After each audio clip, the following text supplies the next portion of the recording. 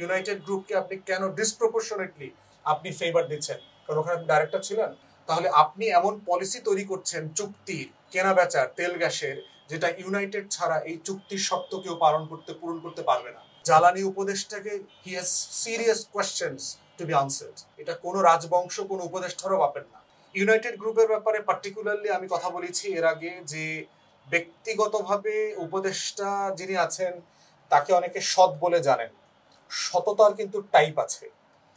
কেউ কেউ আছে ঘুষ খায় না কিন্তু আত্মীয় স্বজনকে ফেভার করে, কেউ কেউ আছে আত্মীয় স্বজনকে ফেভার করে না কিন্তু একসাথে চাকরি করতো একই কোম্পানিতে, সহকর্মীদেরকে আইনা আইনা বিভিন্ন কোম্পানিতে ডাইরেক্টর বানাবে, বসাবে, সেটা করে।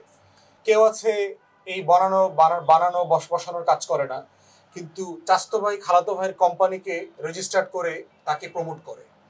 তো অসততা, দুর্নীতির কিন্তু ভ্যারিয়েশন আছে। কারেন্টলি জ্বালানি উপদেষ্টা যেটা করছেন আমরা রিপিটেডলি দেখেছি, সেটা হচ্ছে যে আপনার কুইক রেন্টালের যে রিভিউর ব্যাপারে যে প্রজ্ঞাপন হয়েছে, দেখলাম যে এই কোম্পানির শেয়ার ট্রান্সফার করা যাবে না, কেনাবেচা করা যাবে না, ওখানে বসুন্ধরার নাম আছে, সামিটের নাম আছে, এসালমের নাম আছে, তো ইউনাইটেডের নাম নেই কেন? কুইক রেন্টাল থেকে তো ইউনাইটেডও $1 বিলিয়ন উপর ইনকাম করে হচ্ছে গত 10-15 বছরে, তো তার নাম বাদ দিলেন কেন? এরপরে আমরা দেখলাম যে আসার পরেই প্রায় 34-35টা রিনিউয়েবল এনার্জি, মানে এটার বাংলা তো ভুলে গেছি, রিনিউয়েবল এনার্জি নবায়নযোগ্য জ্বালানির যে কোম্পানি ছিল যারা সোলার দিয়ে, উইন্ড দিয়ে বিদ্যুৎ বানাবে, এই 34-35টা কোম্পানি যাদের লার্জলি সবাই বিদেশি কোম্পানি, এদের কাজ সাসপেন্ড করে দিয়েছে। কেন করে দিলেন? কি যুক্তিতে করে দিয়েছেন? যুক্তি ছিল যে এগুলোর সাথে আওয়ামী লীগের নেতারা জড়িত, এগুলো আওয়ামী লীগের আমলে হয়েছে। তাহলে আওয়ামী লীগের আমলে হয়েছে, আমি এই কোম্পানিগুলো দেখলাম, আপনার প্রত্যেকটা চুক্তি দেখলাম যে এডিবি 80% ইনভেস্টার, 10%-এর 20%-এর মালিক হলো আওয়ামী লীগ। সালমান এফ রহমান, বিপু, জয় টয়, হাবিজাবি, এরা যারা আছে, আনিসুল হক। কোনো কোম্পানির মালিক হচ্ছে আপনার China, south Korea, Singapore, Malaysia, সেখানে 5% আওয়ামী লীগের নেতা আছে। তাহলে আওয়ামী লীগের নেতার 5% দিয়ে একটা বিদেশি কোম্পানিকে আপনি সাসপেন্ড করে দিলেন কাজ, যে কোম্পানিগুলো অলরেডি শত শত $মিলিয়ন ইনভেস্ট করে ফেলছে, কাজ করে ফেলছে, জমি কিনে ফেলছে, ইকুইপমেন্ট বসাচ্ছে, সোলার প্যানেল কিনে নিয়ে আসছে, জাপানিজ কোম্পানি আছে, জাইকার ফান্ডিং আছে। কেন সাসপেন্ড করেছেন? কারণ হচ্ছে যে আপনি ইউনাইটেডকে ডিসপ্রপোর্শনেটলি ফেভার করতে চান এই মার্কেটে। অথচ দেখেন এই 34টা কোম্পানির সাথে প্রায় $5 বিলিয়ন ইনভেস্টমেন্ট জড়িত, এবং যেহেতু বিদেশি কোম্পানি, এখানকার অ্যাম্বাসেডাররা সবাই এখানে ইনভলভ হয়ে গেছে। আমাদের এফডিআই এখানে এফেক্টেড হবে, আমাদের বদনাম হবে, এবং এই রাষ্ট্রকে সুদে আসলে এর ক্ষতিপূরণ দিতে হবে, কারণ এগুলো বিদেশি কোম্পানি। এখন আওয়ামী লীগ 10% আছে, এটা তো সমাধান আছে।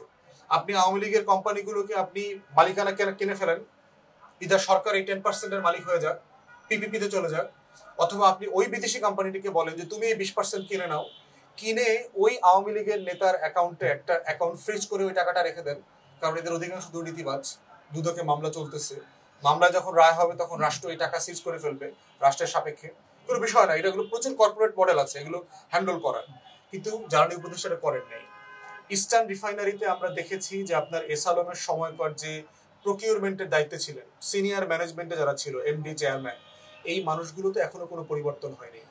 কিন্তু ইস্টার্ন রিফাইনারিতে প্রকিউরমেন্টে, বিদেশি প্রকিউরমেন্টে যে সকল সৎ কর্মকর্তারা ছিলেন, এরকম 5-6 জনের কথা আমি ব্যক্তিগতভাবে জানি, যারা গত 10-15 বছর ধরে কোনো প্রমোশন পাচ্ছেন না। তাদের ব্যাপারেও এই জ্বালানি উপদেষ্টাকে দৃষ্টি আকর্ষণ করা হয়েছে, উনি কোনো ব্যবস্থা নিচ্ছেন না। কেন নিচ্ছেন না? বলা হচ্ছে নাকি এদের এসিআর খারাপ। এসিআর আওয়ামী লীগের সময় ভালো হবে কিভাবে? এসালমের অধীনে যেই সৎ অফিসারটা প্রকিউরমেন্টে কাজ করেন এবং প্রকিউরমেন্টে তার সিদ্ধান্ত মেনে নিতে অস্বীকার করেছেন, অন্যায্য ভাবে ভারতকে, চায়নাকে, অন্য দেশকে টাকা দিতে অস্বীকার করেছেন, তার এসিআর ভালো হবে কিভাবে? সে তো দেশের পক্ষে কাজ করছে, এটাই তো তার এসিআর। তাহলে তার আপনি এসিআর এর ভিত্তিতে তাকে কেন প্রমোশন দিচ্ছেন না? এই জ্বালানি উপদেষ্টার দৃষ্টি আকর্ষণ করা হয়েছে, উনি এটা করেন নাই। ওনার ওয়াইফের নামে কথা আসছে যে উনি ডিফারেন্ট কোম্পানির সাথে ইনভলভ ছিলেন, লবি করিয়েছেন, উনি পরে বলছেন তারা নাকি কোম্পানির মালিকানা ছেড়ে দিয়েছেন। ওনার ব্যাপারে আরো কয়েকটা অভিযোগ হচ্ছে যে ওনার পরিচিত ইউনাইটেড গ্রুপের বিভিন্ন লোককে পদ্মা, মেঘনা, যমুনা, পেট্রোবাংলা, বাপেক্সকো, হাবিজাবি, এগুলোতে বিভিন্ন গভর্নিং বডির সদস্য বানানো হয়েছে ওনার পরিচিত জনদেরকে। তাহলে এইটা কি ধরনের গণ অভ্যুত্থানের রাজনীতি?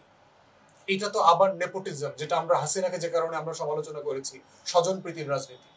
যোগ্য অফিসারদেরকে সরায় ফেলছে, ইন্টারনালি যারা যারা জ্বালানি মন্ত্রণালয়ে ভালো কর্মকর্তা ছিলেন এগুলোর ব্যাপারে প্রতিবাদ করেছেন, নবায়নযোগ্য জ্বালানির যে সমিতি আছে, ব্যবসায়ী সমিতি, তারা দেখা করেছেন, বারবার জিনিসটা বুঝিয়েছেন, তাদের ব্যাপারে তাদের কোনো আগ্রহ নাই। অথচ এই রাষ্ট্রের একটা টাকা খরচ হবে না।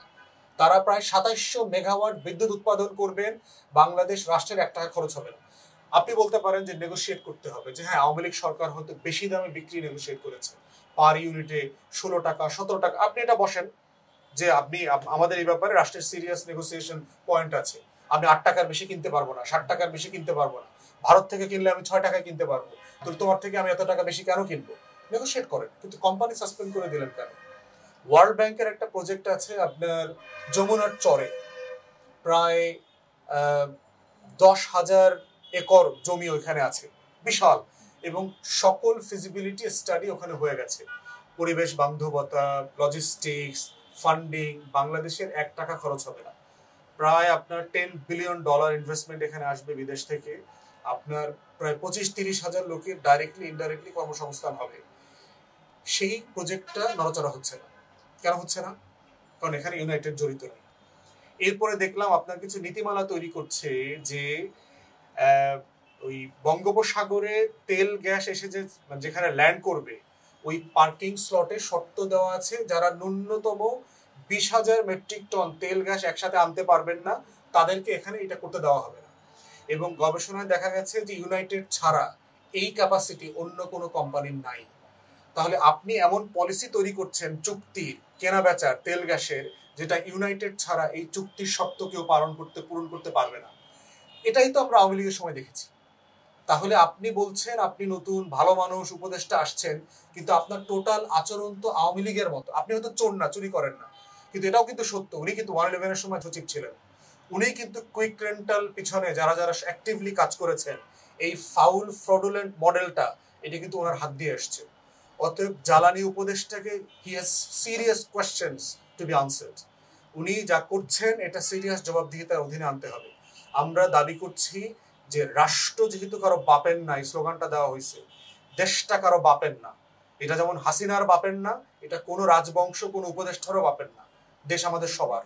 অতএব প্রত্যেক উপদেষ্টাকে তার কাজের ন্যায্যতার ভিত্তিতে জবাবদিহিতা করতে হবে। আমরা যা বলছি এটা যদি অসত্য হয়, পত্রিকার রিপোর্টগুলো যদি অসত্য হয়, সত্যটা আপনি বলেন, কোনটা সত্য কোনটা ন্যায্য সেটা আপনি প্রেস কনফারেন্স করে বলেন যে এটা ন্যায্য, এটা এই কারণে করা হচ্ছে। ইউনাইটেড গ্রুপকে আপনি কেন ডিসপ্রপোর্শনেটলি আপনি ফেভার দিচ্ছেন? কারণ ওখানে ডাইরেক্টর ছিলেন, ইন্ডিপেন্ডেন্ট ডাইরেক্টর ছিলেন, ওখানে ইউনিভার্সিটিতে মাস্টারি করতেন, আপনার ওখানে দরদের সম্পর্ক আছে, ওই দরদ দিয়ে আমি কি করব? আমার কি যায় আসে? হাসিনার সাথে তো অনেকের দরদের সম্পর্ক ছিল, কাতিল ছিল। এই জন্য আমরা বোধ করছি জ্বালানি সংকটকে অ্যাড্রেস করবার জন্য সিরিয়াস বিতর্ক হওয়া দরকার, তর্ক হওয়া দরকার, আলাপ ওঠা দরকার, এবং পরিবেশ বান্ধব সারা দুনিয়া যেখানে বিকল্প জায়গায় ছুটছে সেই খাতগুলোকে উন্মুক্ত কম্পিটিশনের মধ্য দিয়ে এটা সমাধান করা দরকার।